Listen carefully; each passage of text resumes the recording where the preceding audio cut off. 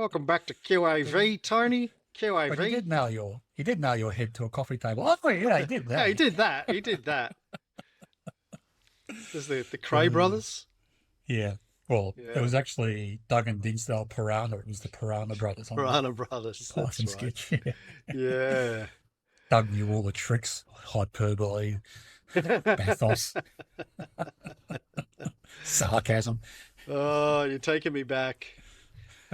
Well, welcome to QAV. We don't have a lot to talk about today, except just the collapse of everything everywhere all at once. It's a bit like watching the cyclone on the foreshore on the Gold Coast, isn't it? The beach is Yeah. eroding, the waves are getting bigger. Yeah, And it's like watching the US market.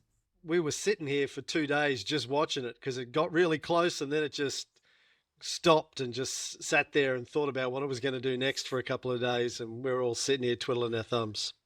Right, Cyclone Alfred, like the Fredo in The Godfather, didn't know what to do, couldn't help himself, lashed out, caused problems, and eventually went away.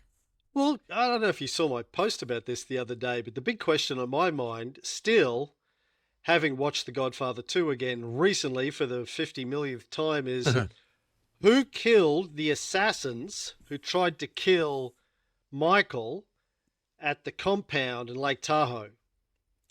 Yeah, I saw your post. I just always thought it was just a bit of editing by Coppola just to keep the pace of the movie moving. But it could also have been Fredo, and he didn't want to foreshadow what was going to happen to Fredo. Fredo's not I'm the just guy guessing. to kill a couple of assassins. True. And Fredo later, when he confesses to Michael, says that he didn't know it was going to be a hit.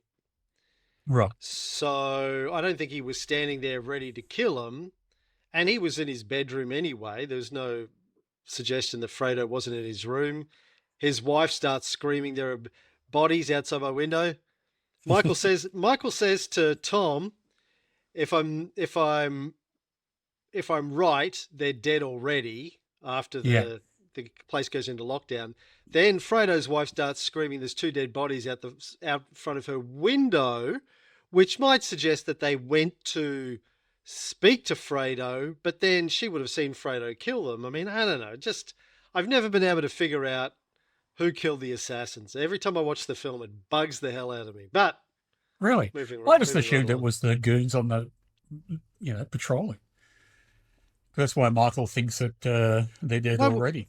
why would they kill them? They would capture them and say, "Who you working for?" Unless there was a shootout. There's no sound of a shootout.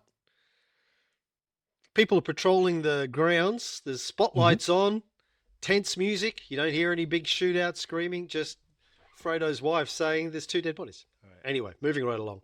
Yeah. Uh, Well, it's obviously either Trump or Putin, one or the other. yeah, that's right. Zelensky did it to himself.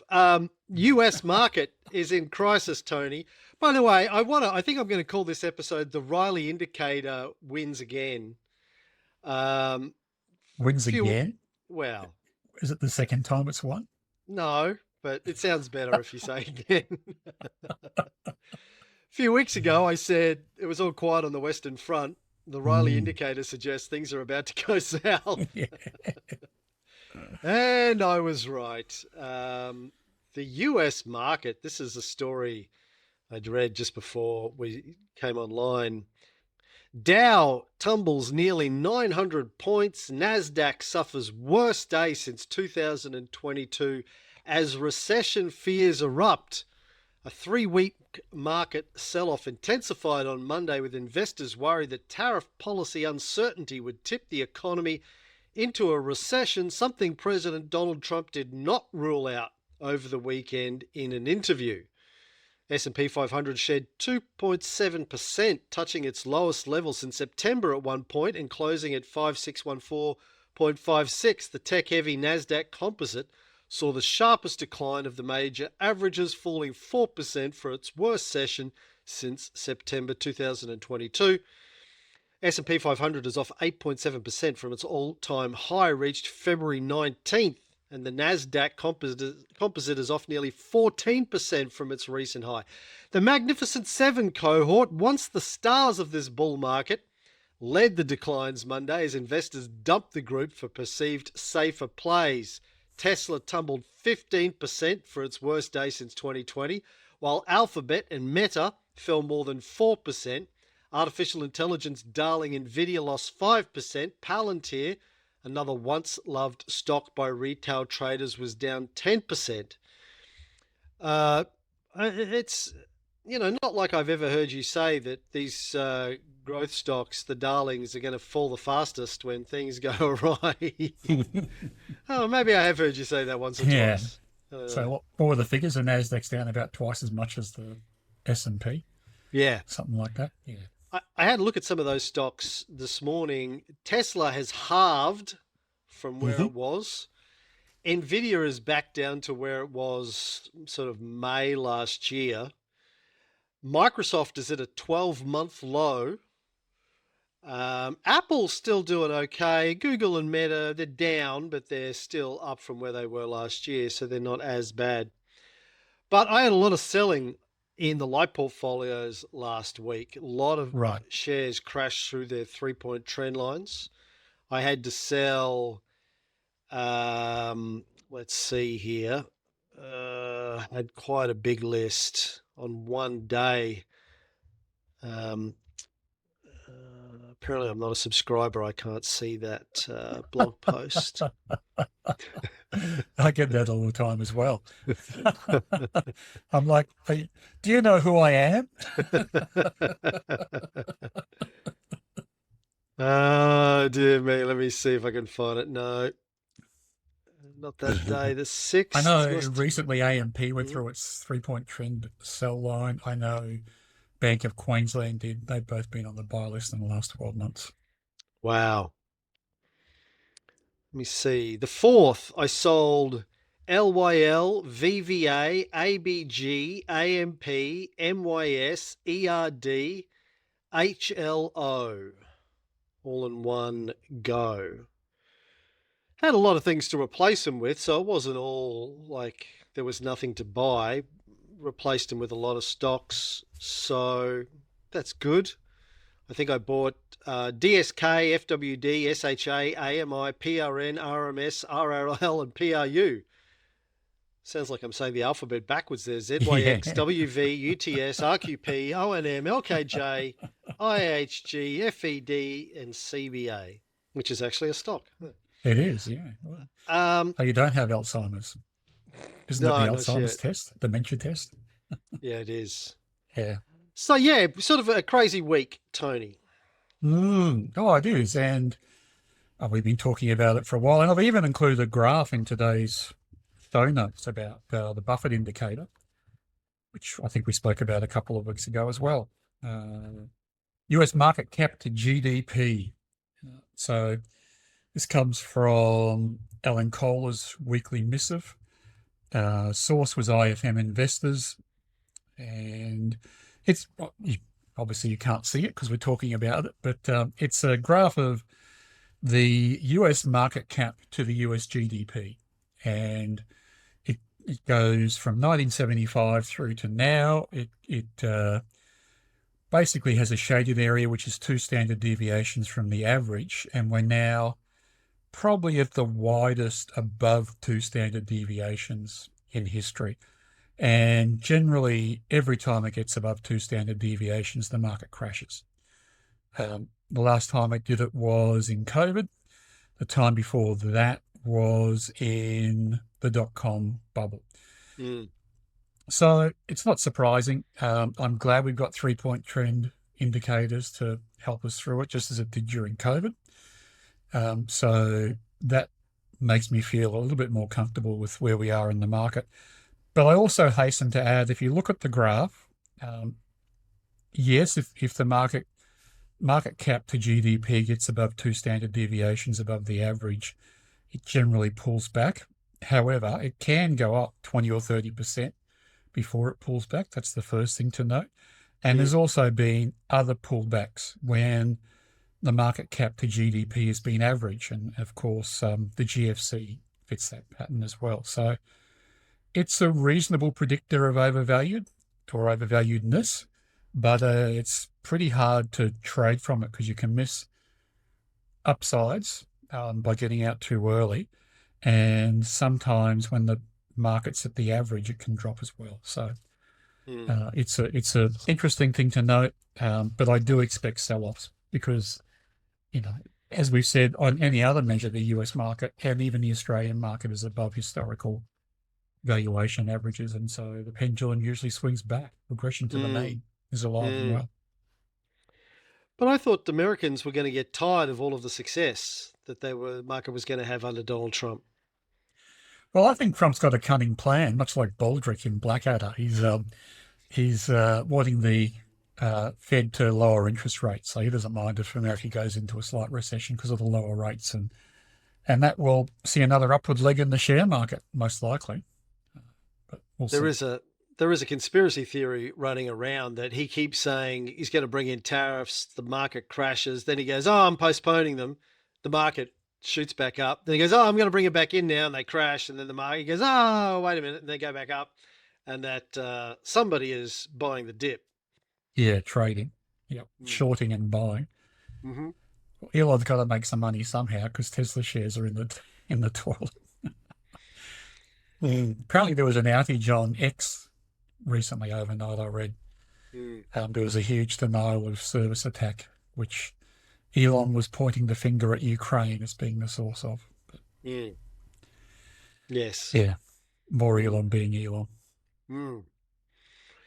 So I guess for new long-term subscribers know the answer to this question, but for new subscribers, I'm going to ask the inevitable question. If the market starts to go into decline, Tony, how does that change what we do on a week-by-week basis at QAV? As you know, it doesn't. We just keep following the rules. As we saw in COVID, we may actually sell everything and sit on the sidelines with a bit of cash, or most things anyway, which didn't turn out to be long in COVID. But yeah, we're going to sell things. And I hasten to add that not all stocks go down in this kind of sell-off for valuation reasons usually. There are plenty of stocks on our buy list which have low PEs, high prop CAFs that we're interested in. There are more and more gold mining stocks coming onto the buy list, and they're all going up because generally as the share market goes down, gold rises as a so-called store of value. Interestingly, I think Bitcoin's come off. That was supposed to have replaced gold as a store of value, but it doesn't seem to be working. And MicroStrategy, a company I had a bit to deal with back when I was working corporately and we were using their products, has become a Bitcoin trader, and its share price is down dramatically now as well. So, yeah, we may see a bit of turbulence. We may see a bit of trading in our portfolios, just like you did last week. We have insurance in place and we have safeguards in place for just this kind of market framework. Yeah. I was having a Zoom call yesterday with one of our new QAV club members, Scott. Shout out to Scott. And I was just talking about like my experience with this over the years and how the rules for me are a godsend, because I know from all the stuff that I've heard and read over the last 5 or 6 years that the biggest risk for amateur investors and even a lot of professional investors is emotion. It's getting sucked into the emotion of the boom times and buying stuff you shouldn't be buying. And then it's getting sucked into the negativity of the down cycles and selling things you shouldn't be selling or selling when you shouldn't be selling. And one of the great things about QAV is it tells us what to do. And I said, look, you're new, but over time, if you stick at it, you will develop a trust in the system, or you won't, and you'll go do something else. But for those of us that have learned to trust the system over the years, it just makes it easy. Like, it tells me what to do. I don't need to second guess. I don't need to think about it. I don't need to get sucked up with the emotion. Am I doing the right thing? And Scott was saying he's been, reading a lot of stuff, watching a lot of stuff, trying to learn about investing for a while, pre-discovering QAV. as he said, you read 20 different websites, they'll tell you 20 different things. You listen to 20 different podcasts, they'll tell you 20 different things. He said he's been listening to Shares for Beginners, Phil's great podcast, and Phil obviously has a lot of guests on, and the guests all have a different plan and a different approach and a different strategy. And it's a bit like, my bucket theory of religion and philosophy. No. The big bucket and the small bucket. Put a bucket on your head and ignore it. That's a good one. I got to remember that. It's the three buckets. Now it's the 3 bucket strategy. 3 buckets. I was telling somebody about this the other day, but it's been one of the things that I pull out. I came up with it for the twins when they were 7 or 8, something like that. They went and spent school holidays, I think, with their Mormon grandparents, their mother's parents. And they came back and they said to me, maybe God is real. Science just haven't discovered the evidence for it yet. And I said, well, you're right. That's possible. And I said, but here's the way I think of it. You take all of the ideas about gods and monsters and scientific theories that humans have had over 10,000 years of recorded history and continue to have today. So Greek mythology, Roman mythology, Norse mythology, Indigenous Australians, Indigenous North Africans, take it all.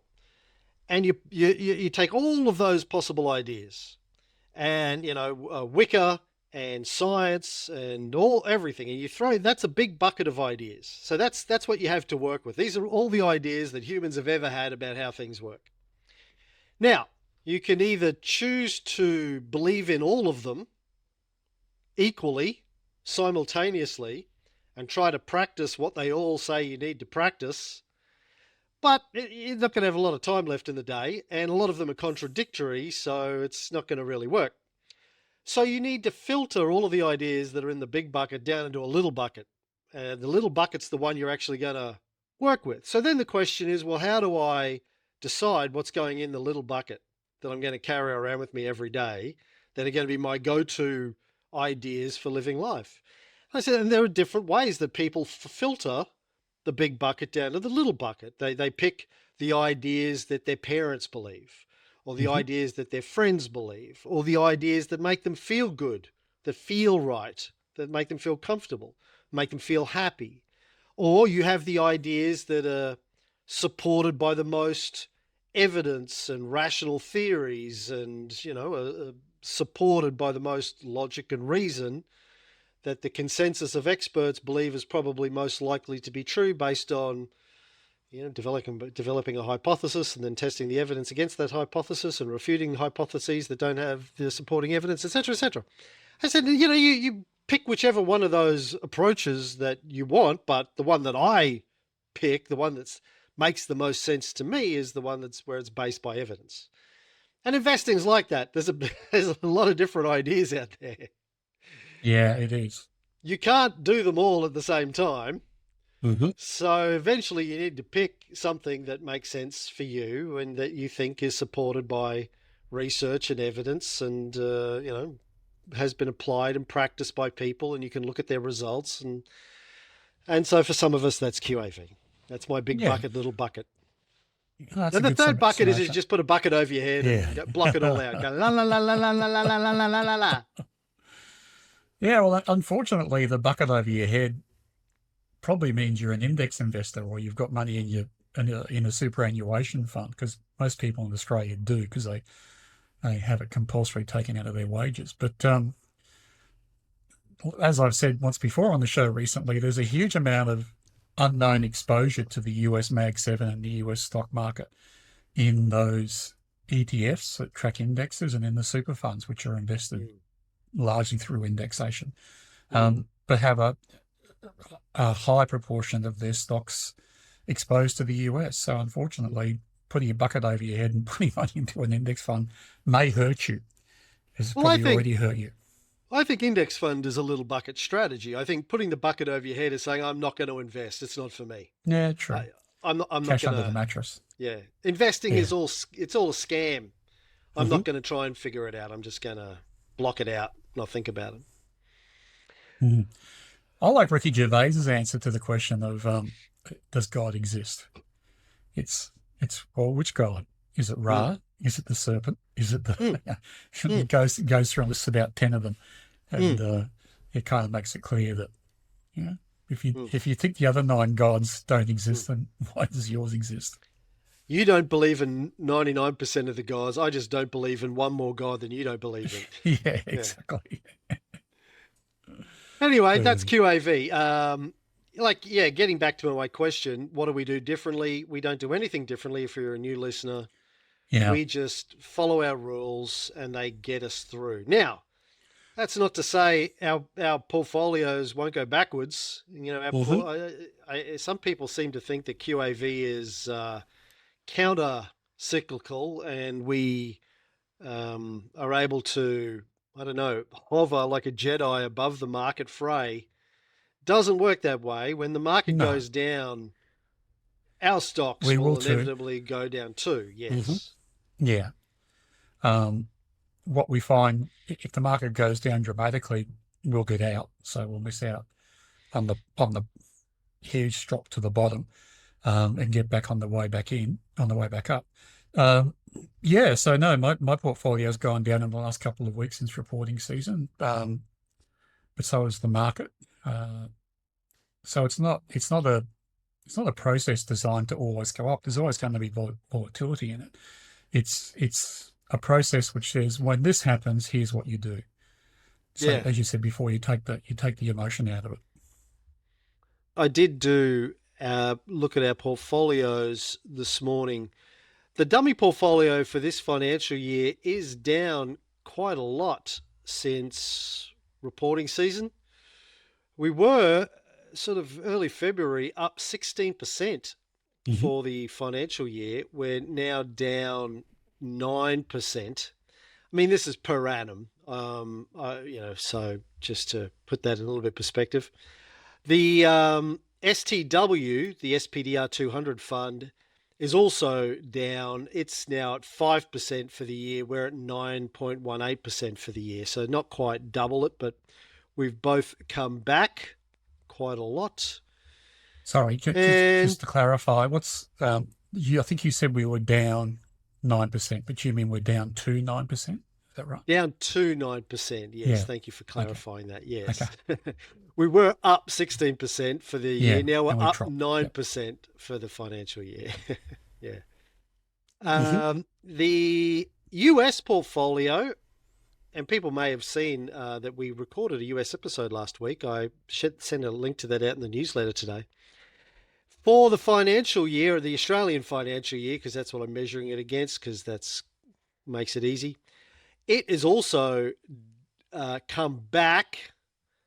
It was at one point, it was up around 70% up for the financial year. It is now up 27% for the financial year. So that's come back a lot. The S&P 500 is up 7% for the financial year. So again, we're doing 3 times the S&P 500 over there, but it has come back a long way in the last month or so in particular.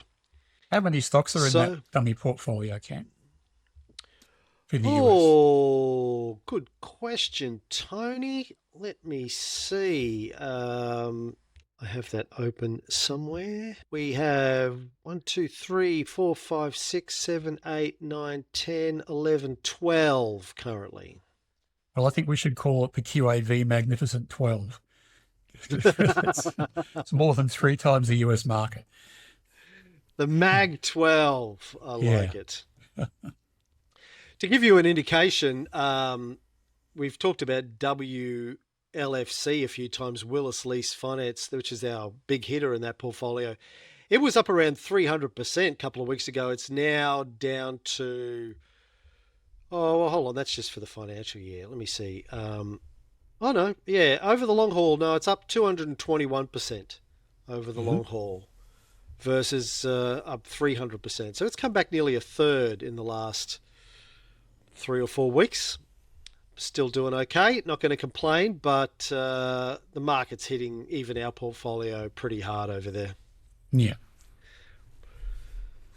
So, and that's an important point too, Cam, is that I made this before as well, that been my experience that the lower prop CAF or lower PE stocks still compress, but they don't compress as much as the high PE stocks, which can sometimes see their PEs halve in this kind of situation where the market's run ahead of itself. Whereas with a lower PE stock, yeah, it'll come back, but it doesn't have the sort of room to go back as far before it starts to become, it's already compelling value. So how far does it have to drop before someone else sees it to be compelling value?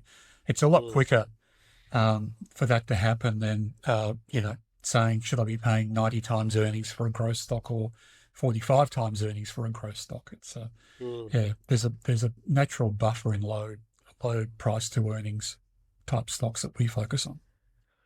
Of course, like I'm stupid, but my question is, well, if you thought Nvidia was a good buy 3 months ago, why are you selling it now? What changed? Why don't you think it's a good buy anymore? Prediction. Well, if you were paying 90 times PE for it 3 months ago, you obviously, in theory, thought that at some point it was going to be worth 90 times PE. Do you sell and then decide you're going to buy back in a month when it's at a lower price? Is it dollar cost averaging on the way down?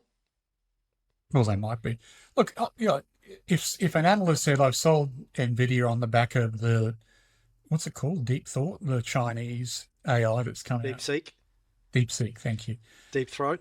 No, that's something Deep Thought? No, that's from Hitchhiker's Guide to the Galaxy. Hitchhiker's Guide, yeah. Whatever it's called, Deep State. DeepSeek. If you think DeepSeek is going to cut the earnings of NVIDIA, if that's your reason for selling, that's a valid reason, I think.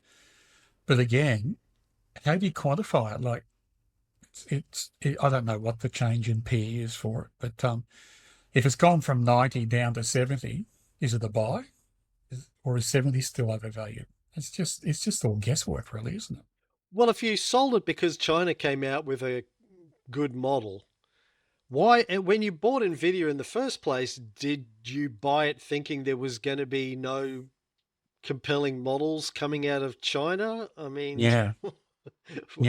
How much research? I don't know. I mean, I'm being facetious, really. I don't think there's a lot of that sort of thinking goes in. No. I think it's mostly just hype, bubble stuff. Anyway, enough of that. What else have you got on your list of talking points today, TK?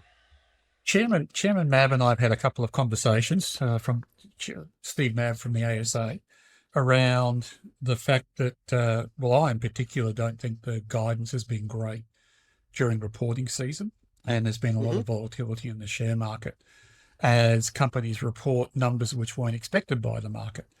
And there are rules around that, and the ASX is meant to monitor those rules. So Steve sent me an article about that. It's from the Australian last week, 10th of March. No, sorry, I'm not sure the date. Last week anyway. Results day surprises that move the market come under the ASX microscope. The ASX is targeting companies that come out with earnings surprises on results day, with Bendigo Bank, IAG and MinRes all on the market operators hit list in the past month. 8 listed companies so far have come forward with their responses to aware letters, also known as please explain letters, from the ASX after substantial share price moves on the day they reported earnings. But there could be more, with plumbing supplies giant Reece, health insurer NIB and fintech IRES among those that had big market reactions on results day and in a highly volatile earnings season. Goes on to say the ASX is focused on earnings surprises. The ASX has a role to monitor compliance with the listing rules.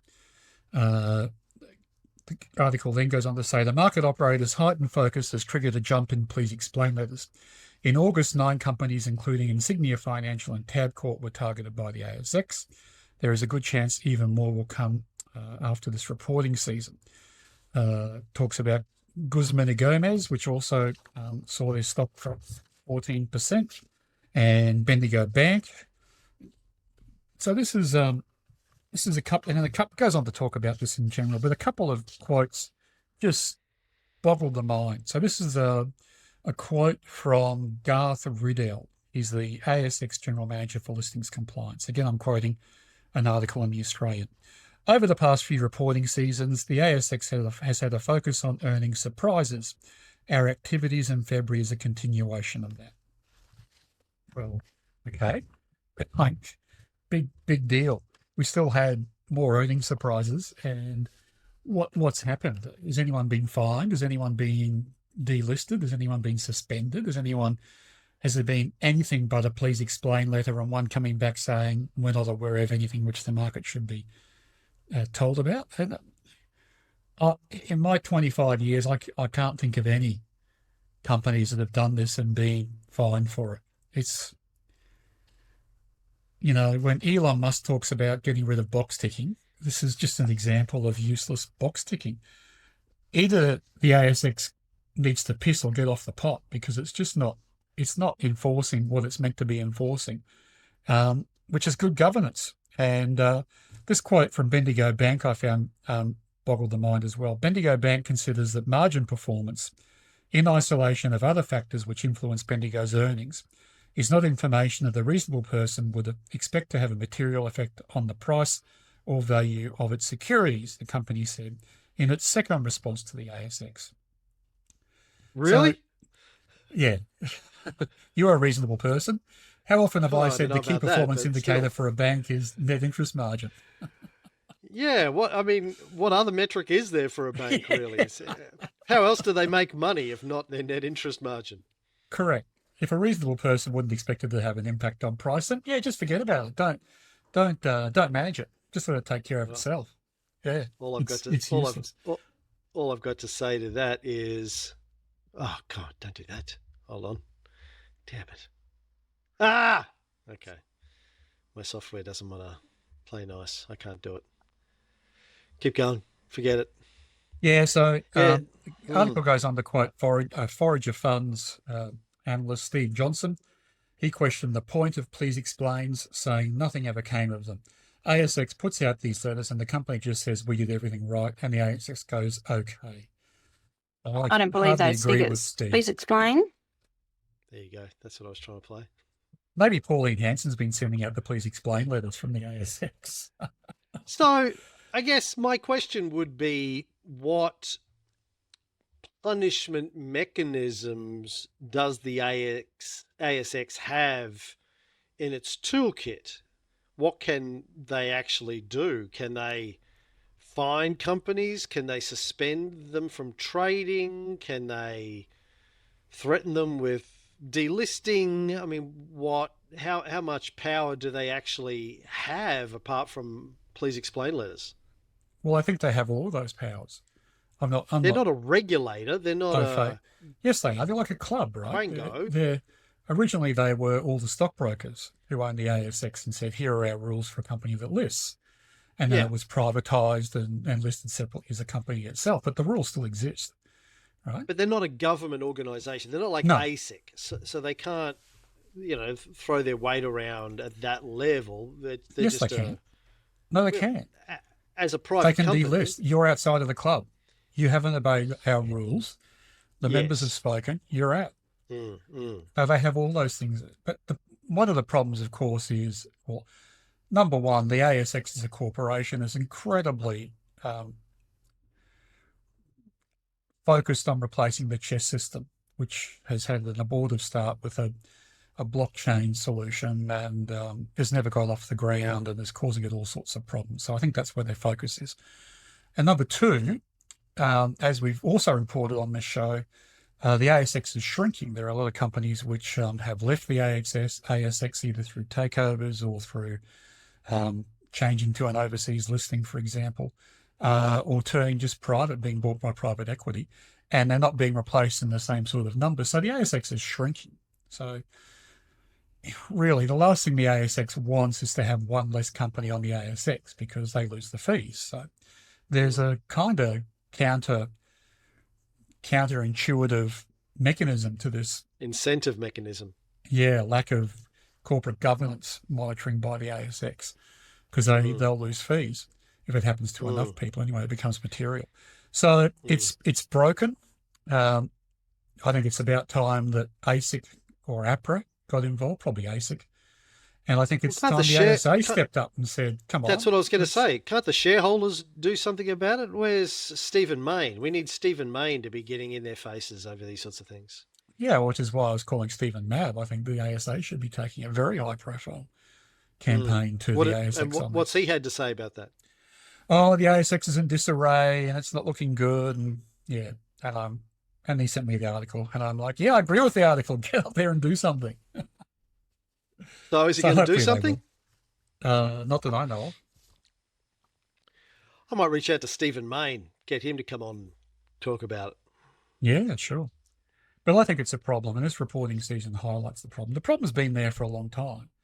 I mean, if you can go, I don't know if you're able to Google search, please explain this, but there's always lots issued, and it's almost like a standard reply.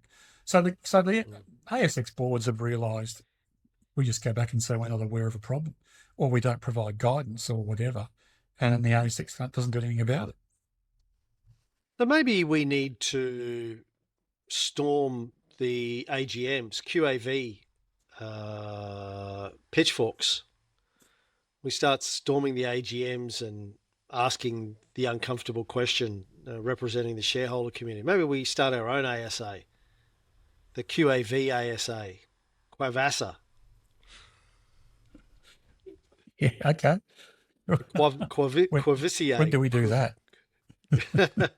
Well, when I say we, I mean the listeners should do that. Oh, yeah, okay, yeah. Well, I'm not going to get out of my chair and do something. Yeah.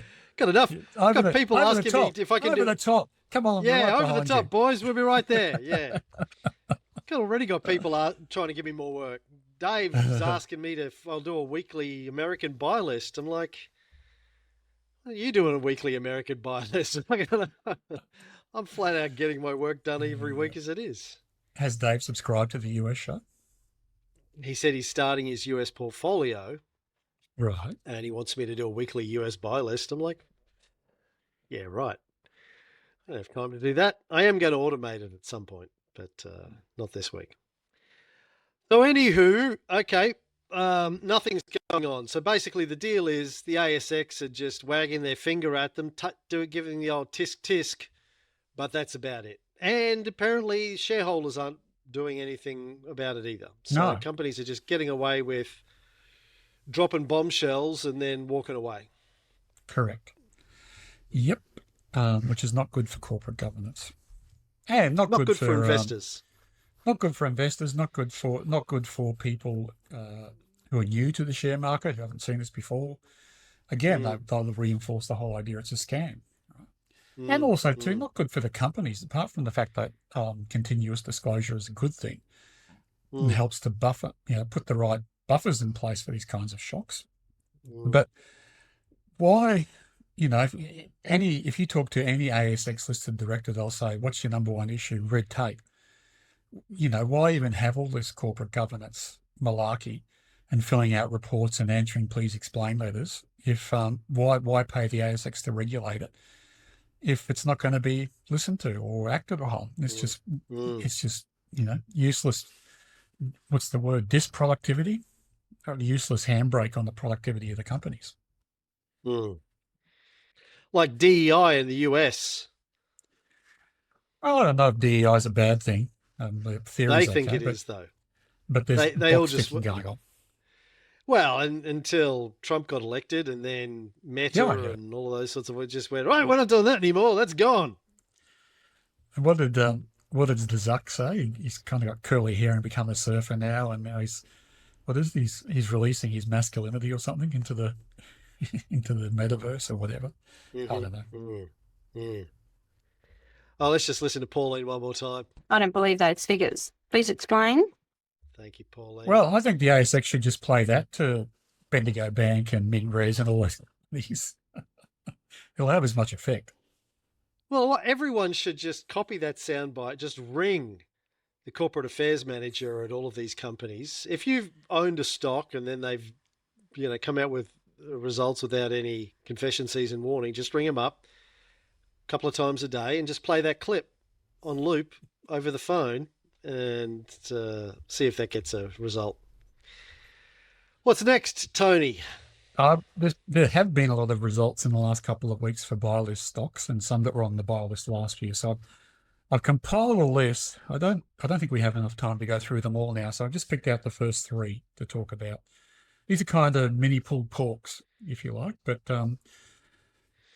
I think there was enough happening in this, enough volatility in this buy list reporting season to focus on a couple of them. So I'm going to cover them off over the coming weeks. The first cab off the rank is Helia Group, HLI, who had a result surprise. Again, shouldn't have been a surprise. Should have been announced during confession season, but in this case, shareholders were better off. So they may not get a please explain from Pauline Hanson on this one, but the rule should be applied both ways anyway. So Helia Group hit our buy list in the middle of last year when Commonwealth Bank put their business up for tender. So Helia Group is a mortgage lending insurance firm. So for anyone who's bought a house will probably have been offered lenders insurance, particularly if they had less than 90%, if they were borrowing up to 90% of the value of the house. They can take out this insurance for a couple of $1,000 usually, and they can borrow more. The bank will lend them more than they could otherwise have got access to without the insurance. So in other words, if they default on their mortgage, the Helia steps in and pays out the bank, so the bank is more prepared to lend more money to these people. It's not on the buy list currently because the price has risen quite a lot since the middle of last year, and the QAV score is now only 0.03. But back when it came on the buy list, it was hammered by probably their largest client, or one of their largest clients, putting their business up for tender. Now the tender is still taking place, so it's like a very long process. I think it was RFP in the middle of last year, request for proposal, and now it's more of a formal tender process. HLI have the business until the end of 2025, but they may still lose it, so it is a risk for this company. Their results were good. The price rose when they reported earnings of $231 million, beating consensus of $206 million. So again, outside of the consensus forecast, but no confession season about that. They're one of the companies that are undergoing a buyback, so that's another thing I like about them. But Stock Doctor isn't as glowing in their commentary, and I'll just quote from them. Operationally, the business is on a steep downward trend, driven by a decline in high LVR loans, that's loans to valuation ratio, and the government's entry via the First Home Guarantee Scheme into the industry. For example, HLI's new insurance written fell by 60% within the same period. So Stock Doctor are kind of saying this is as good as it gets, maybe. Stockopedia are in a similar boat. They give it a 52 ranking for quality, which is pretty low, and overall a 90, but they give it a 98 for momentum, which is what's driving up that ranking. I don't know. I'm not going to give advice to people on this. I think what's going on, I looked at the operating cash flow and it's back to a very high level again. So my guess is that Helia Group, which is doing well on all metrics that we look at, is adjusting to a lower market share growth environment and has managed its margins to still throw off the same levels of op cash it has traditionally, or even more, which is a good thing. So I think all the bad news was in the price, and now the good news is coming out. Whether the market keeps going down is the question, and whether they lose the CBA business, which will be a huge hit to their earnings, is the other question. So not without its risks, and has gone for a big run recently. That's the first one to focus on, Helia Group. Next one is out that I was just going to point out that we do own Helia in one of the light portfolios. Bought it in January 23. It's up 113% since then. So been a nice one for us. Yeah. And it is a fair way above its sell price too. So I'm not saying we would sell it, but we've seen stocks before go way above their sell prices, and then we can wait a long time as they come down again before we sell them. Not saying that'll happen with Helia Group. It's still throwing off lots of operating cash, so I'm still comfortable for our portfolios to hold it. Right. But not individual recommendations if you hold it. Do your own analysis and make your own decision. Next cab off the rank is IVE Group, IGL, who also had a good result. So I guess a quick pulled pork on IGL. They employ some 2,000 staff. They're a marketing company. They embed designers, do graphic design into retailers and bankers and other companies.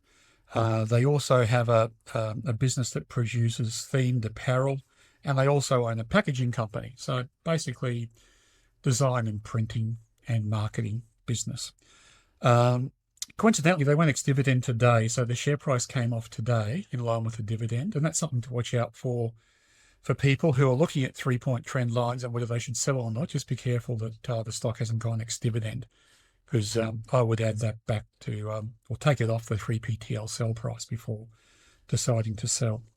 And this company trades on a yield over 11%, so it's not it's a big thing when they go ex-dividend. It's dropped, I think, 6% today-ish, but you're making it back in a dividend.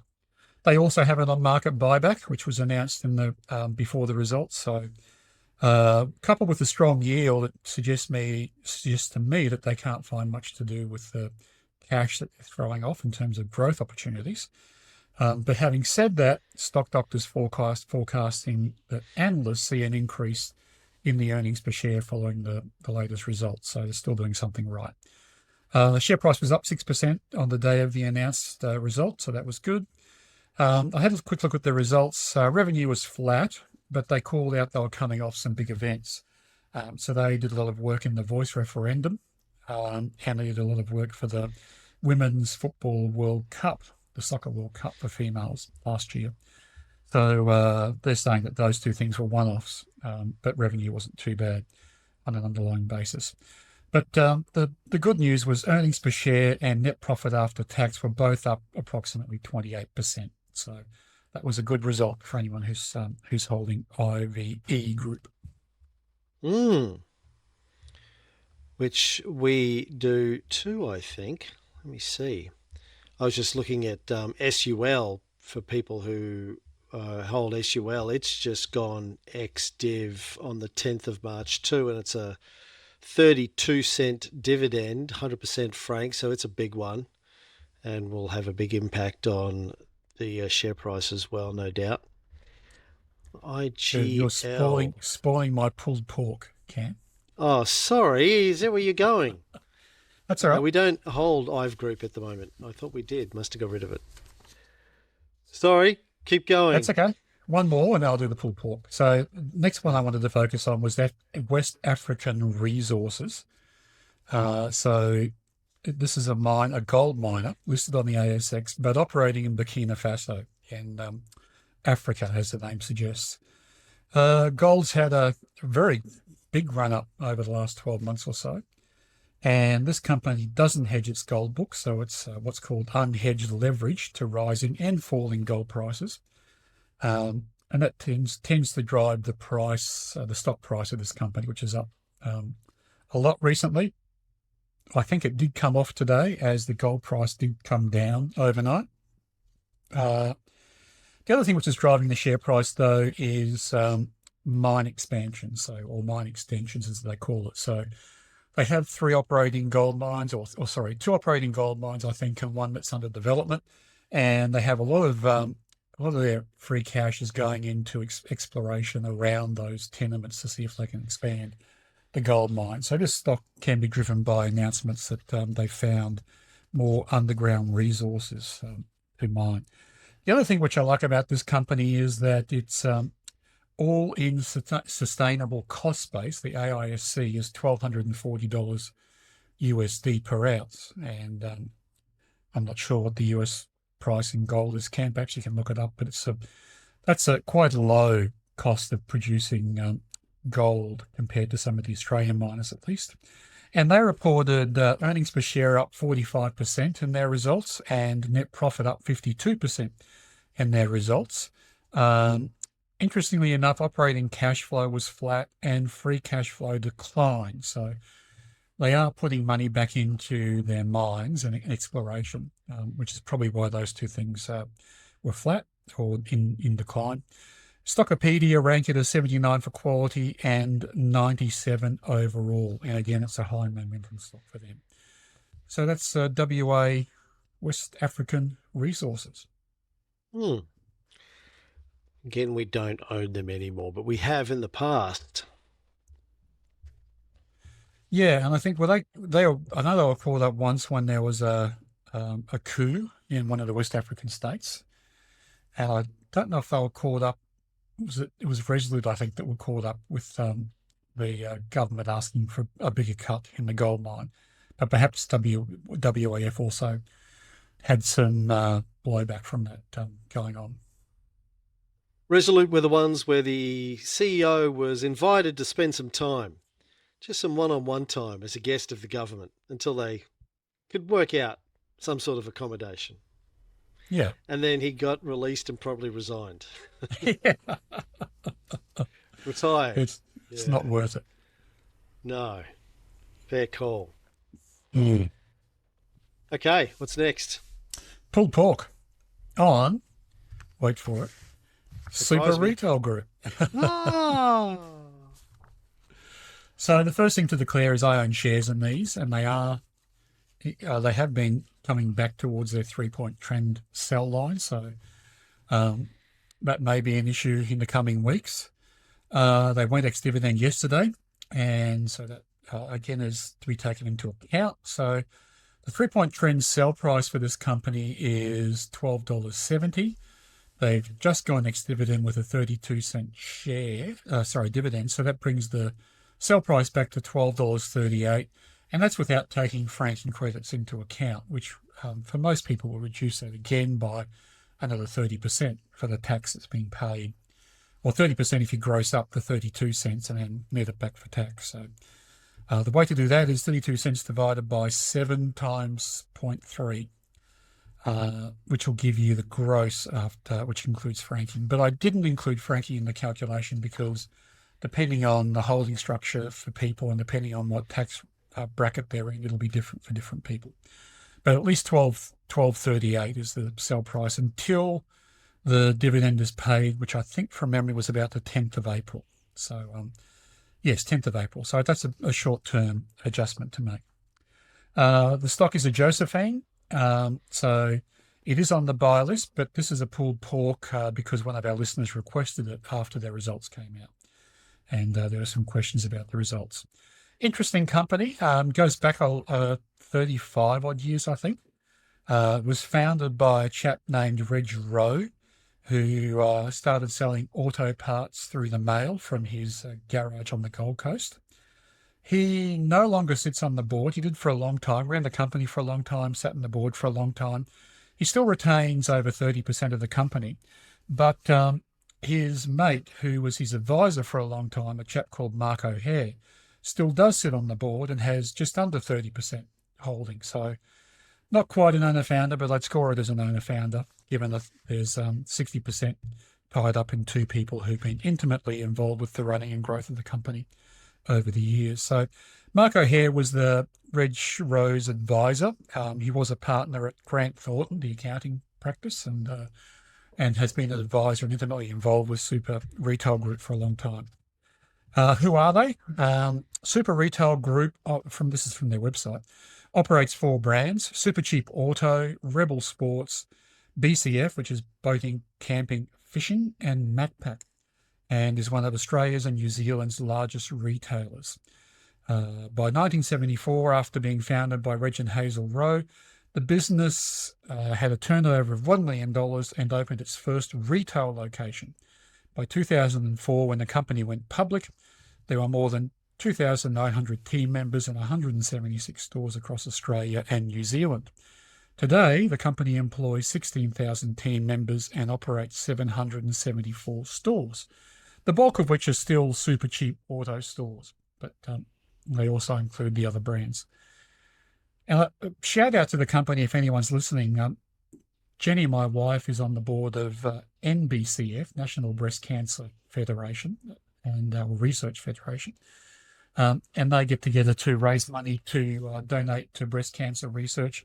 But I keep telling you, go and see BCF, same initials, and you should be able to do a tie to help them promote breast cancer research. But that hasn't happened yet. Maybe someone can reach out the other way and suggest it. Latest results. Stock Doctor, because of its latest results, upgraded SUL from a borderline growth stock to a star growth stock. And it's also a star income stock, given its yield is 5.28%. Interestingly enough, the company didn't increase its dividend, and I think that's due to the results, which were flattish in nature. But also in the past, they've had a history of giving out special dividends. So they tend to be a little bit conservative with dividend increases. But if they have a good year, they'll give it an extra dividend, a special dividend. So that may occur. You can't bank on it. It happened last year. But their dividend's flat this year. From Stock Doctor's commentary on the results, Super Retail's first half 25 performance underscored a more competitive industry landscaping, with earnings coming in about 4% below consensus, hence one of the reasons why it sold off. Competition intensified in the auto segment, which saw Supercheap underperform expectations this period with flat sales year over year, matching the downturn in the sale of new vehicles in Australia, and also margin pressures at Rebel, as the loyalty program has yet to deliver meaningful return on investment. Supercheap paid out a special dividend in both 23 and 24, with ongoing ability to continue this trend in 25 and 26. Drilling down a bit further, I found that BCF improved sales, and they had growth of nearly 7%, reflecting solid growth in camping, but also supported by expansion into other categories like fishing, caravanning, and four-wheel drive accessories. And Macpac also continued to get market share gains in Australia. So they are the smaller parts of the puzzle. Overwhelmingly, the company is driven by Supercheap Auto and Rebel Sports, but the smaller brands are doing well. Balance sheet is conservative, and they haven't had to draw down bank debt, which is good. Like-for-like sales, which is an important metric for retailers across the group, was only up 1.8%. So not bad, but it was flattish in Supercheap, the biggest part of that portfolio of brands. And the company will need to improve and to see the sentiment change for this stock. They are calling out they're seeing a loyalty program as a key driver for this, so we'll see how that goes. Online sales increased by 10% and are now making up 14% of total sales. So that's a good thing. And again, the strategy of management is to continue to grow that and become, as they called, an omnichannel retailer. And obviously an online sale isn't incurring store costs. I think a couple of things to highlight, and Stock Doctor did it well. Supercheap auto sales were almost flat, like for like, reflecting a downturn in the industry generally.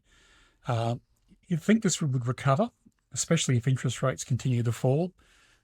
People will need to replace their vehicles at some stage, so that should pick up. Rebel Sports sales increased 4.4%, but the margin was down, and management called out the loyalty program and an increase in cost of doing business for this, apart from inflation and its impacts on the costs. They also called out more stock losses at Rebel Sports, and they spoke about organised gangs of thieves going in and stealing product at Rebel Sports. So no doubt there'll be increased security in the stores. I think, I want to talk a bit about the loyalty program, but I'll leave it until I talk about the strengths and risks for the company. One last thing to call out before going into the QAV numbers is that there's an outstanding lawsuit against the company. And I hasten to add that Stock Doctor think it's a bit of a distraction at best, but it is still a risk because it hasn't been settled yet. But last year, Super Retail was served a lawsuit by two ex-lawyers alleging an affair between the CEO and the head of HR, and that that affair was being supported with company funds, allegedly. An exit settlement for these two lawyers was apparently verbally agreed, but a deed was not executed and it went to court. That was unsuccessfully tried at court, but legal action continues over a breach of whistleblower laws, alleged breach of whistleblower laws and workplace bullying. I'll add that an investigation undertaken by external lawyers cleared SUL of wrongdoing. So I think Stock Doctor may be right that it's may not have a material impact on the company, but it's got to be a distraction for management. And hopefully they can settle it and move on as quickly as possible. Well, it sounds like management was getting distracted, allegedly, with a member of the staff. Maybe, management will be more focused now on the business and not on quickies in the boardroom. I don't know. I'm just saying. It could go both ways. And I'm speculating. Look, it's a tricky one, this one, because I remember back when Mark McInnes ran David Jones and had an affair with one of his staff members and was summarily sacked, and then was picked up by Solomon Lew to run a big part of his retail empire and has had a successful retail career since then. So I think for me, the key part about what I read about the legal suit was around whether there was some misappropriation of company funds, but that's kind of been sidelined in all of the reporting since then. So I'm assuming that that may not have much steam in that. So people are humans. They're always human beings. They're always going to have affairs, or they're always going to, fall in and out of love with people they work closely with, or be attracted or not attracted to them. In my corporate experience, are you trying to say something, Tony? Am I? No. You work closely with me, Tony. Are you trying to? Are you proposing? 2 hours a week. Okay. That wasn't a suggestion. It wasn't an offer. It wasn't an offer. The point I was going to make was, when this has happened in my experience when I was working corporate, you got to look at the outcomes. Has it affected someone's performance? Has there been a change in a critical decision because of it? Like, was someone, meant to be sacked who wasn't sacked, or whatever? So I'm not seeing any of that kind of smoke in these allegations. So that would be what I'd be focusing on. Regardless of the fact that it's their personal lives we're talking about, and we're not going to know the details of what went on. Well, the two former lawyers that were suing suggests that they tried to do something about it, or they wouldn't bury it, and then they resigned or got pushed out, and then they were suing. Was that part of it? They were suing. There was you said there was some sort of agreement in place with the two former lawyers that wasn't honoured by the company, and they were suing for like termination related issues, not the affair per se. So my understanding, this is from what I've written basically in the paper, in the papers, is that they called out the affair. They said that there had been a misuse of company funds to support the affair. No more information was given than that they told the board about that, and then they were bullied, or allegedly bullied. Right. They felt the need to leave. It doesn't... Again, you're operating in almost a vacuum here, because you don't know whether they were asked to leave or whether they left. Apparently, they thought they'd come to a verbal settlement to exit the company, which then wasn't honoured when the deed was drawn up to put all the legal fine points around it. They thought they had a deal. They took that to court, and the judge threw it out saying, you had a verbal agreement, but you didn't have a signed deed, so you can't rely on the verbal agreement. And now your they've lawyers. taken... Where did you get your law degree from? Yeah, like you had a verbal agreement, really? Your lawyers, and you thought a verbal agreement was going to pass muster? But what my point is that it actually doesn't seem like it's really, like, the issue here, the court case isn't really about the affair per se or the company funds. It's about the termination, the terms of the termination of the two lawyers, or the exit of the two lawyers, and that's not really going to have a material impact on the company unless they manage to sue them for $1 trillion for some sort of, termination related issue. Yeah, and look, it's I think I said this when the case was first announced. There was a multi-million-dollar number published in the papers as potential exposure, but from having lived through people's exits from companies that have been, at least threatened with legal cases, generally you're not getting much more than about a year's salary as the payout. So I suspect that's probably the legal exposure here. But I think the route that the two lawyers are taking now is more along the lines of a breach of whistleblowing legislation and workplace bullying, which is more probably in the bailiwick of the workplace ombudsman, and so there could be a fine. I don't know, but I don't. My reading of it is it's not a potential threat to the company financially, but it's got to be a distraction for the people involved who are still there. Right. And look, I laughed about this as we were talking about it, but look, it's really affected those two people who've left, and they thought they were doing the right thing. And as we've often seen in corporate whistleblowing cases, why would you ever want to be a whistleblower? Because you're generally exiting the company. Generally, there's some kind of tarnishing campaign that goes on about you, and it just never seems to end well for the whistleblower, in my experience, my opinion.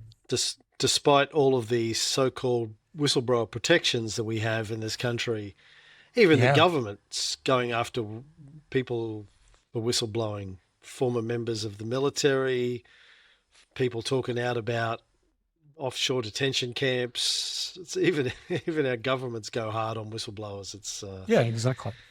So, I have some sympathy for the plaintiffs from that point of view, but again, it's very hard to know, what actually went on.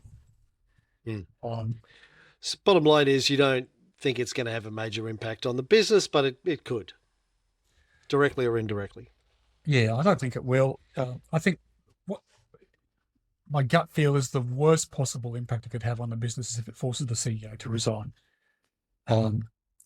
Given that he's already been through an externally conducted legal review, I don't think the board's going to do that. But if it does come out that there was a breach of whistleblowing and these lawyers were hard done by and pressure mounts, then potentially they could be asked to step down. But who knows? I mean, it's a prediction, and I don't think it's going to happen. And wouldn't even really fall under our red flag issue, right? Didn't when it came out at the time, and it doesn't now, but it's certainly been a talking point about this company. Now, given that the results were flattish and not liked by the market, has it been a distraction on management? Who knows? That's the question, really, isn't it?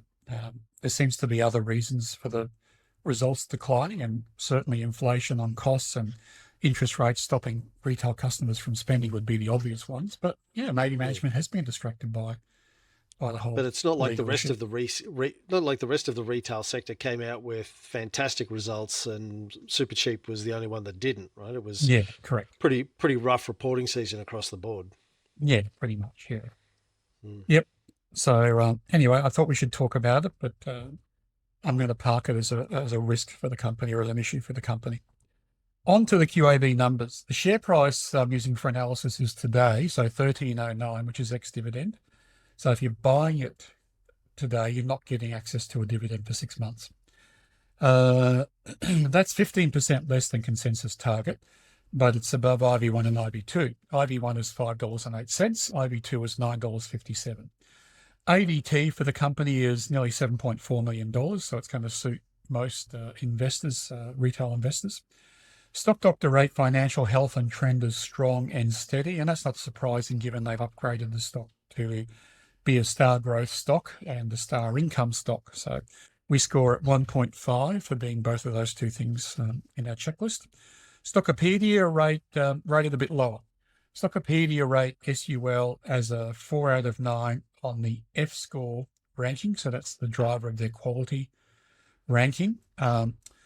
Some of the reasons for that, if you drill into the F score, it's the company was less profitable than it was last year. They have increasing costs and less productivity, among other things. They have a few other technical ratios they go into. Stockopedia ranking for Supercheap or Super Retail Group is 81 for quality, and overall is a 92. So it's not too bad, but we've seen some better scores on quality than 81. Company's yield is 5.28%. Doesn't quite score for yield on us, even though that's a high yield, and it's a star income stock for Stock Doctor. PE is 13 times, which is in the middle of the recent 3 years. Prop cap is 5.4 times, which is the real driver of it being on our buy list. It certainly is a cash generating machine, being a retailer with strong brands. Net equity per share is $5.78, so we can't buy it for book value or book value plus 30%. Earnings per share forecast is flat, and I think that's probably the most worrying sign for the share price, because that's often a thing that analysts focus on, is how much is this earnings growing.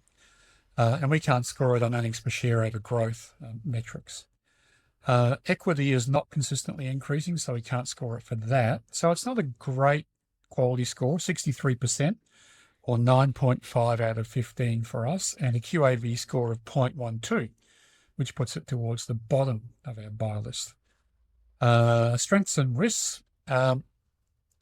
The overwhelming issue for them is the flat like-for-like sales in the main brand, Supercheap Auto. That needs to be rectified.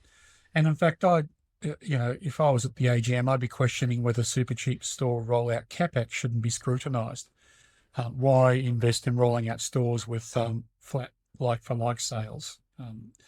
And I always had this debate when I worked in retail. The retailer's answer would be because we're growing our merchandise share of market, and that gives us more buying power with our suppliers. So I get that. But if you're putting money into a format which is not really growing, it's only growing by the new stores you're opening, can you find a better use of that money, I guess, is where I'm going. The second thing I'll call out is the loyalty program. So that needs to be a laser focus for management. I didn't get much visibility of it. Loyalty's been my thing over my corporate career, having run retailers' sections on loyalty programs, and it's been CFO of Loyalty Pacific, who run Flybys. I didn't see anything about customer segmentation, about one-to-one marketing and targeted promotions using the loyalty program, or about integration into the supply chain for making sure, for example, that things that are critical to good customers are always in stock. All those things have to marry up to get real value out of a loyalty program. I haven't seen any visibility out of that so far, but it's early days. So hopefully I think they had the first 12 months of a loyalty program ending up in October. So it's pretty early for them. But I'd like to see in future results, them driving the customer data to improve the business. We're seeing retail in general is showing some green shoots since the first interest rate cut, but it's still pretty precarious. And if there aren't any more interest rate cuts, then that might be a short-lived thing. But the company did call out earnings per share growth. Did call out growth in the first 7 weeks of the year when they announced their results. So they've seen more growth than they had last year in the same sort of period. Obviously, if they can settle the lawsuits, that'll allow management to focus without distraction on the business. And the stock is currently in Josephine, and it may actually become a 3-point trend line sell, because it's not too far off that sell price before we get any sort of earnings per share forecast or improvement in guidance to turn the stock price around. So it's not one you should be buying right now, but I think it's still a good company, deservedly on the buy list, and one to watch into the future. Let me see. I'm looking at our holdings of SUL. Had it in a couple of the light portfolios for a while. One parcel I bought back in August 22. It's up 28%, but the others, not great performers. Dummy portfolio, bought it in October 23. It's up 3%. My own super, I bought it in November 23. It's down 1%. Over nearly 18 months, a little bit over 12, 13, 14 months. And so it's not a real star performer in our portfolios over the last couple of years. No, and it's helped by its dividend yield, But the other thing which I found interesting when I thought about these results was in the past, whenever we had retail spending under pressure, super cheap auto held up because people went from taking their car to the garage for servicing to doing grease and oil changes themselves. Now, I know cars are a lot more advanced than being able to do a lot at home by yourself, but whether that's changed the market or whether they're buying their parts and oil from somewhere else. But traditionally, super cheap retail, the super cheap auto part of super cheap, had done well in recessions, and we're not seeing that this time. I was going to ask you about loyalty programs. I mean, I think I'm a member at my local super cheap. I mean, I don't know what benefit I get out of that. Whenever I go in and buy something, which is rare, I might get a slightly cheaper price as a member than if I wasn't. I'm just trying to think, out of all the loyalty programs that I've been signed up to over the last 10 years, like which ones do I actually get any benefit that I can articulate? I can't really think of any. What do you think about loyalty programs? Is there any good ones that you can point out?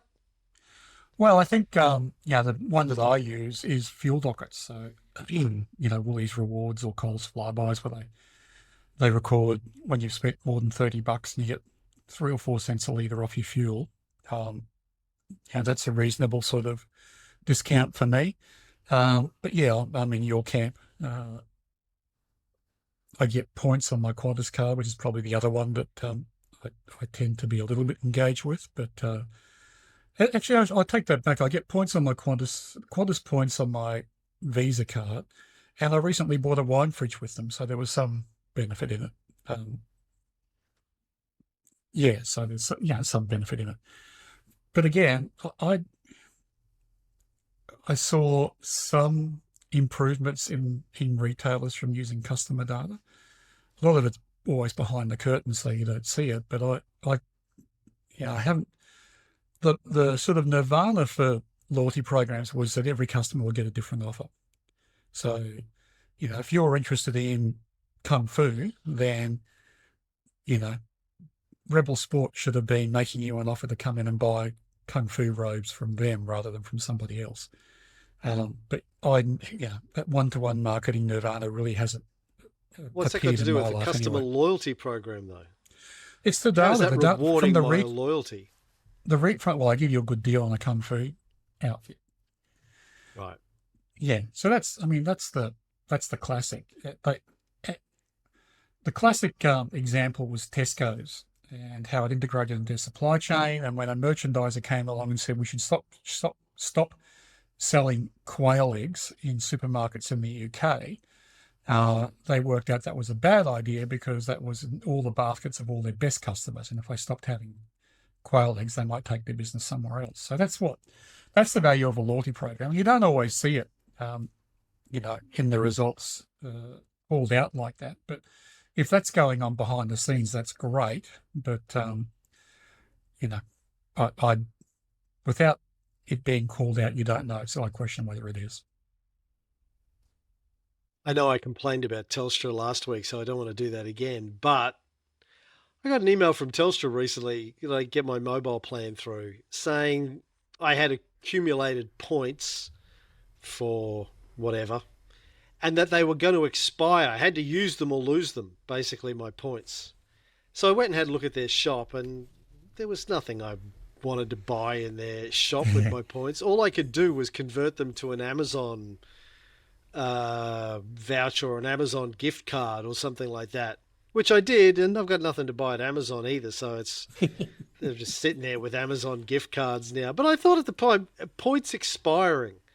Your points are going to expire. I was like, well, that's just a pain in the ass. Now I need to take time out to figure out what to do with the points. It wasn't a benefit to me. It was just another hassle that I had to deal with or lose the points, which I'm quite sure is what they expected me to do, which was just ignore it and go, oh, that's too hard, I don't have time. And then, they don't have to worry about redemption of the points. It just felt like it felt like a hack against me. It didn't feel like a bonus. It felt like they were just trying to waste my time so they didn't have to pay me out something. Suck Yeah, up my that's time. that's how one of the costs of the loyalty program's funded, is by points breakage, it's called. So when they put the program, when Flybuys was put together, there was a certain amount which was assessed by an actuary to say, well, only not all these points are ever going to be redeemed. And therefore, you make money two ways. One, by selling them to the person who provides the reward, like an airline, at, say, a centre point. But then, some of those points never get used. So you've sold the point to the airline at a cent, but it hasn't cost you anything.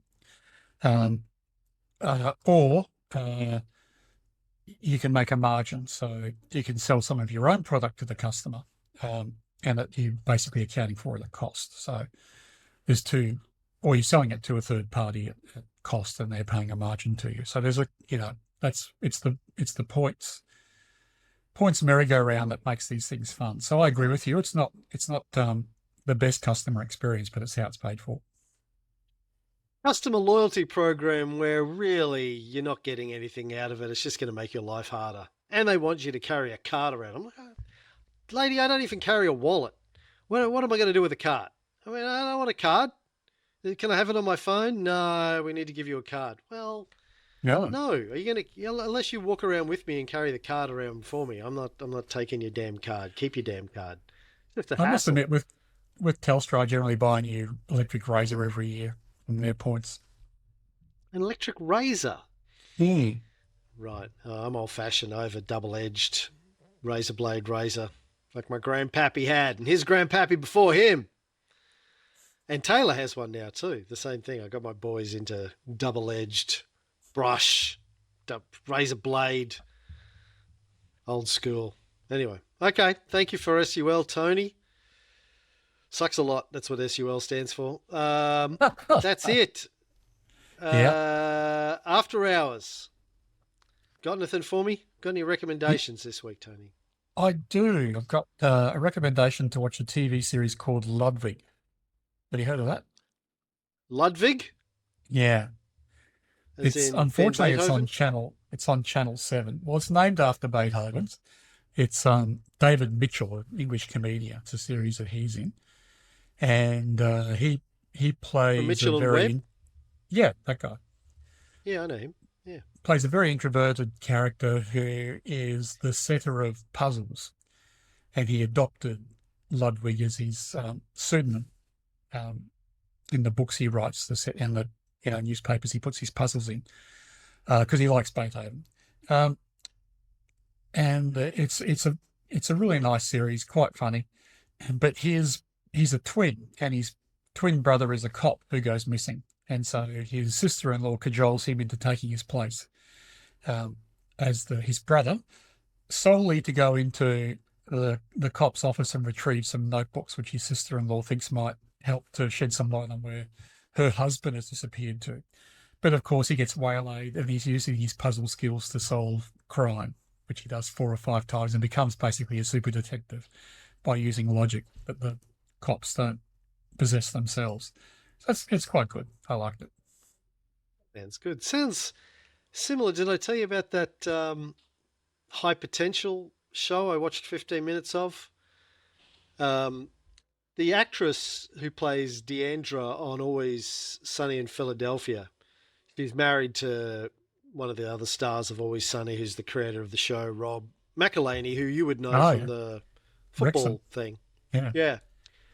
She's got a new show called High Potential, where she's a single mother of 3 who's got a job as a house cleaner. She's just sort of average soccer mum kind of stuff. It's not a house cleaner, an office cleaner.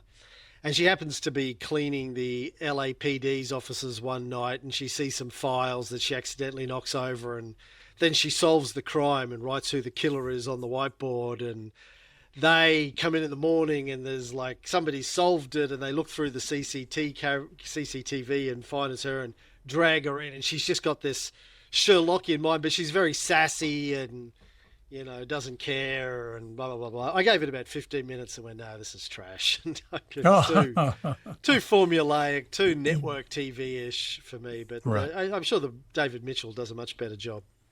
He's I remember I loved very Mitchell endearing. and Webb. Yeah. Mitchell and Webb back in the day was great. I mean, it was really weird and funny, and what's her And face the who's Peep gone on Show. to win a, and the Peep Show, yeah. I can't remember which one it was. The actress who's gone on to win a bunch of Academy Awards, and she was in The Crown. Oh, Olivia and Colman. Olivia Colman, yeah, she started Yeah. off in one of their shows as a comedic talent, and has gone on to be one of the world's most beloved actresses in all the Paddington films. Have you seen the Paddington films? I haven't, no. Just seriously, good, are they? Tony. Oh my God. Well, 1 and 2. I haven't seen 3, and the boys said 3 wasn't as good. I think Chrissy and Fox went to see 3 too without me, but school holidays. But yeah, 1 and 2 are just masterpieces. Just really, really well done. And Hugh Grant is the bad guy in the second one. Olivia Colman, no. Was she in those? No, she was in Willy Wonka, the Willy Wonka reboot, which is made by the same guy and has a lot of crossover cast in it. Did you see Willy Wonka? No. Timothy Chalamet Wonka? Oh, it's great. I'm not a Chalamet fan, I got to say. Yeah, I know. You going to watch the Bob Dylan biopic? Oh, maybe. I don't like biopics generally. Biopics tend to just never really land for me. The Johnny Cash one. Oh, yeah, I was just going to say, Walk the Line was good. Yeah. Walk the Line was surprisingly good. I can't think of another one that I really... The Doors. I liked Oliver Stone's The Doors. The Doors I really liked. And we rewatched that not that long ago. In the last year or so, we rewatched that. It held up really well. Val Kilmer did a great job. Paul McLaughlin did a great job. Although he wasn't in it that much. But yeah, mostly Val Kilmer. Love Val Kilmer. Big Val Kilmer fan. Like, the only good thing about the last Top Gun film for me was the Val Kilmer cameo, which was kind of very bittersweet and sad. It was, wasn't it? Yeah. Well, I got a couple of things for you. Notes of a Dirty Old Man. Bukowski. When the power was out here on the weekend, I went down to my bookshelf, which I never go to because I don't read paper books. Thought I got to find a paper book to read. Fox was going nuts with no Wi-Fi, so Taylor was still here, and Taylor had power. So Taylor took him for the afternoon, and Chrissy and I we were both said it was like a weekend 30 years ago, 25 years ago. Remember before the internet? Yeah. Before devices?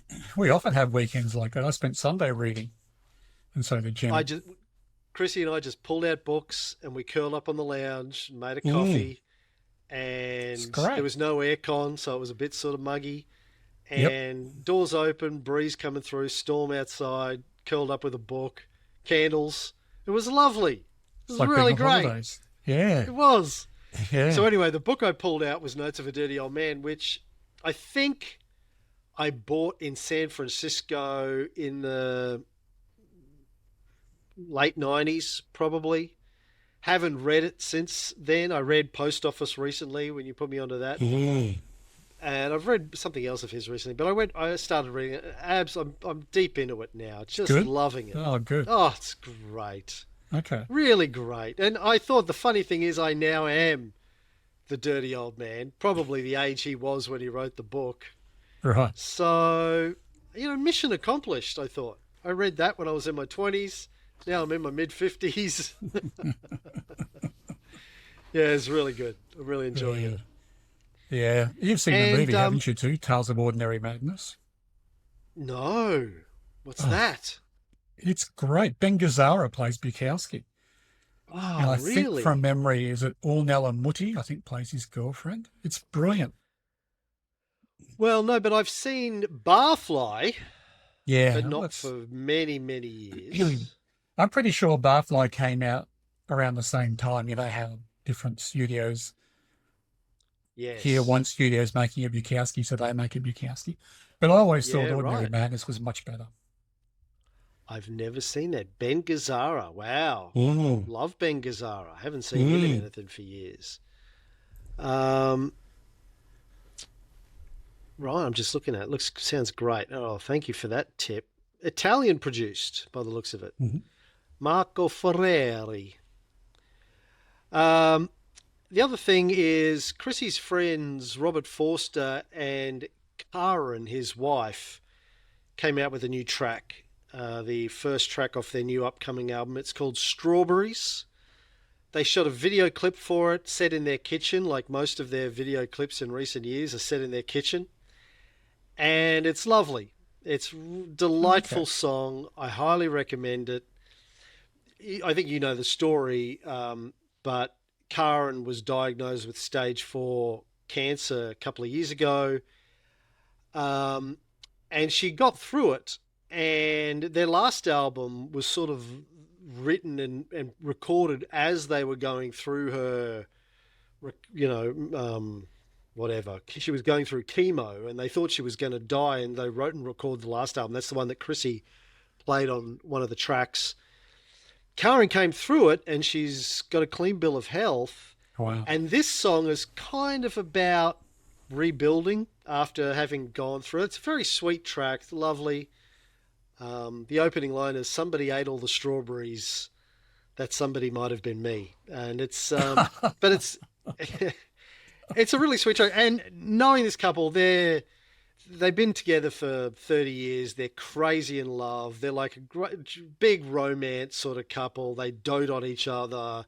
She sings and plays violin and plays glockenspiel and sings backup vocals on a lot of his albums. They're a really sweet couple. So it's really sweet. A bit like Lou was with Laurie Anderson kind of thing. Just a really sweet. So they met. She used to be in a band when she lived in Germany. Anyway, yeah. So check that out. Strawberries, Robert Forster on YouTube. Okay. Thanks. Really, really, really lovely song and really sweet film clip. Yeah, I love Forster. Yeah, he's great. And just gets better with age. He's one of these guys, like, gets better with age. I love all of his new stuff. I loved, must have been about 85. I lived in Spring Hill in Brisbane and really felt, close to the go-betweens, because they'd just in a few years before had written all about Spring Hill and had a really good vibe to it. Really nice time of life. That's good. Well, that's it from me, Tony. Thank you again. I sent you an email this morning saying we've got nothing to talk about, and it's been an hour and a half of us talking about nothing. So that's how it always goes. Before I forget, I've got probably going to have 3 horses running this week. 2 on Thursday night at Pakenham, Bathlick and Lake Forest, and then Chichester Changes on Saturday, Geelong.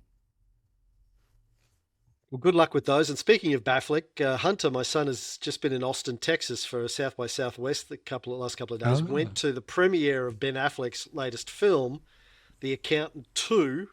Oh, I love The Accountant. Great film. And well, I haven't seen it, but he said this was good. And he was at the after party. Ben Affleck was there. He said he ran into Matt Damon, sort of bumped into him into security. He was trying to get into a club one night, and there was 2 guys blocking the doorway. He said, "Excuse me, do you mind if I get past?" And it was Casey Affleck was one of the guys that was blocking the doorway. So he was rubbing shoulders with celebrities over there. Fantastic. Yeah, South by Southwest would be a great thing to go to. I told him, he was like, "Oh, I don't want to go to Austin. I don't want to go to Texas, bunch of cowboys." I said, "Dude, I've wanted to go to South by Southwest." Yeah, not Austin. Yeah. I remember Tarantino used to run a film festival there every year at the Alamo. And I desperately, he'd do 4 days of just back-to-back films from his private collection. He'd introduce every one, talk about it, why it was important. Never got to go. I mean, it kills me. That would have been just heaven. We should have gone. Anyway. Would have been great. But yeah, let's go to Austin sometime. Do a QAV in Austin. Once our American show kicks off and it's huge, we'll go over and we'll do an Austin event. Cool. I mean, I haven't been there, but I'd like to go there. I heard good things about it. Yeah, me too. Everyone lives there now. Elon lives there. Joe Rogan's based in Austin. The guy who does the maybe I won't go to Austin, man. Interview podcast. it's sort of where a lot of tech industry movers and shakers live in Austin now, because it's cool. It's a cool place. Cool. Well, it's the cool part of Texas, but I think they're more attracted because Texas has very low, if not zero, state taxes. Yeah. No taxes. It's either Texas or Florida. Cool part. Yeah. Yeah. They start off in Texas, then they go to Florida in about 20 years. Yeah. Less hurricanes, Texas. All right. Thank you, TK. Talk to you next week. Ciao. Well, have a good week. Bye.